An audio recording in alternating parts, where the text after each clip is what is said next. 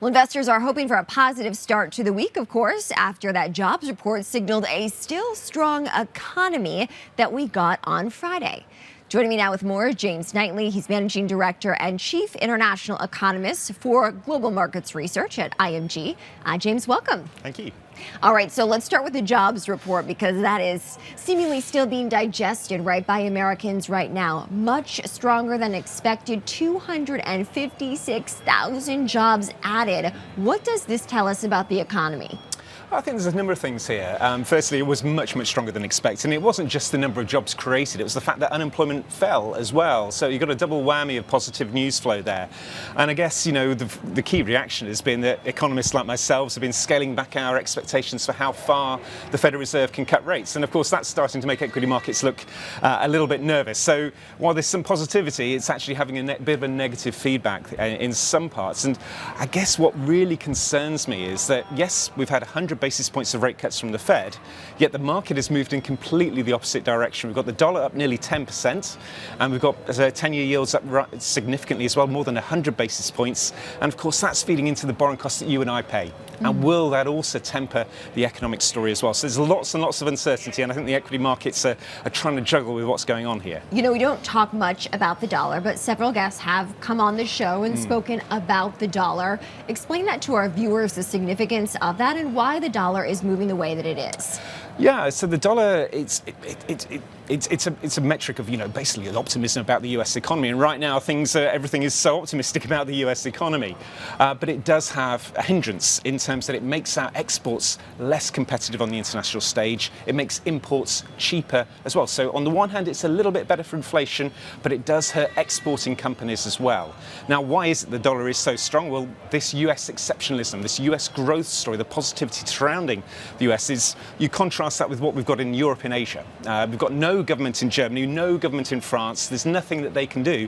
So the ECB is actually cutting rates and possibly accelerating interest rate cuts while the Fed is doing less. And that is always typically very supportive for the US dollar. Of course, we know long term, the market does move on fundamentals like the economy and earnings. And earnings season, the reporting season that is, for the fourth quarter, set to kick off in earnest this week with big banks behind me, like Citigroup and NYSE listed companies set to report. How is this economic growth potentially feeding into corporate results? Well, we know through 2024, growth continued to surprise to the upside. And we saw an economy that grew probably about 3% in 2024. At the start of the year, the market was thinking perhaps a little bit less than 2%. So real positive backdrop for the macro. That's fed through into the corporate earnings numbers. But that was an environment we had still relatively low interest rates, still a relatively competitive dollar. Things are changing. Interest rates are much higher for what you and I pay and what for corporates pay. And of course, that dollar strength. So that could act as a bit of a brake on economic activity. So I'm expecting some very good numbers for the fourth quarter, but the first half of this year could be a little bit more of a challenging environment. And for our viewers watching, of course, they're probably wondering what it means for their wallet. And so in terms of inflation, we had seen the Fed forecast 2.5% inflation for 2025 at its last meeting in December. We'll hear from the Fed again, of course, at the end of this month in January. Do you see 2.5% inflation playing out this year? Yeah, I'm still hopeful that we could get something a little bit lower. And actually, you know, despite the Fed cutting rates, the fact that the market is counteracting those impacts by higher market interest rates for you and I and the consumers and corporates and the stronger dollar, that should actually help to moderate those inflationary pressures a little bit more. So I'm still reasonably hopeful that we will get the Fed in a position that it can keep cutting rates and in an environment where we've got decent growth and inflation at close to target of around 2%. James, speaking of inflation, we'll get that consumer price index and the PPI report this week. So we'll be following that, of course, for our viewers. From an economic standpoint, anything else on your radar that's worth noting? Yeah, I think actually one of the really important reports that goes a little bit under the radar is called the Beige Book. This is a survey that the Fed does themselves. So they go around and ask questions of trusted contacts. What are they seeing? What are they feeling?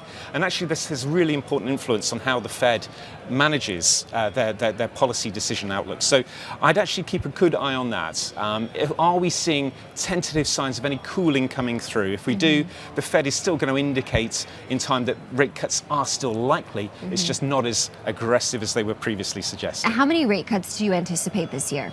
Well, I'm still going for 3. Obviously, the confidence in that has receded somewhat, but I still think the Fed is probably going to be looking to push back against this strong dollar and this higher market interest rate environment. And for me, I still think 3 is a decent chance. What does that mean for equities long term over the course of this year? We've had market watchers who have said be prepared for more volatility. Always good to have a plan, right? In many cases, versus not.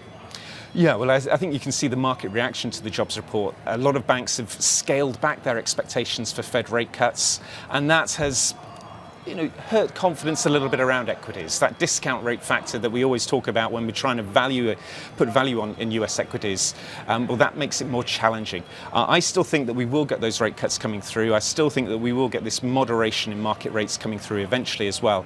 So I'm still reasonably optimistic on a positive outcome for the year as a whole. But as you say, we're in more uncertain times, more volatility. Yes. It is going to be more challenging. I want to talk more to you about the delineation between services and goods, right? Because they're two collective areas that overall make up inflation. And we've seen services be super sticky, right? So what you pay at the doctor's office, your rent, maybe what you're paying at the nail salon or the hair salon, goods being more like the clothes that you buy, for instance, or something like that. How do you see that bifurcation changing in 2025? Yeah, I think it's a really interesting story because we know that the top 20% of households in America are doing fantastically well. They've got incomes in excess of $250,000. High interest rates benefit them because they've got locked-in low-rate mortgages and they can put cash in money market funds at higher rates.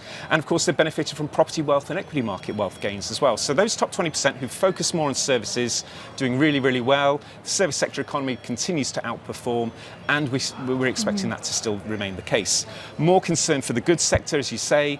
Not only is it that we've got the tariffs coming through as well, that's going to push up costs coming through, going to hurt supply chains as well. It's going to be a much more challenging environment for that sector.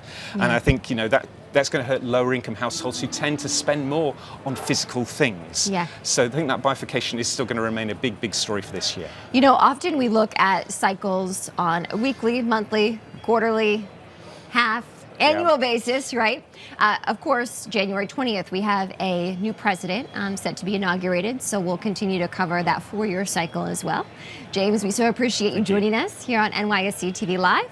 James is a managing director and chief international economist for global market research at ING.